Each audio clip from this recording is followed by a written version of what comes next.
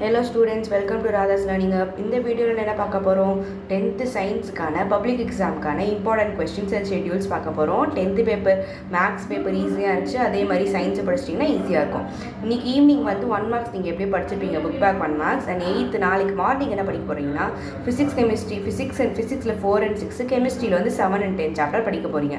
Evening என்ன படிக்க போகிறீங்க? ஃபிசிக்ஸில் சாப்டர் 1 and 2, கெமிஸ்ட்ரியில் சாப்டர் 11. அண்ட் April 9 அன்றைக்கி என்ன பண்ண போகிறீங்களா? மார்னிங் ஃபிசிக்ஸில் வந்து சாப்டர் 3 and 5 and கெமிஸ்ட்ரியில் வந்து சாப்டர் 8 and 9.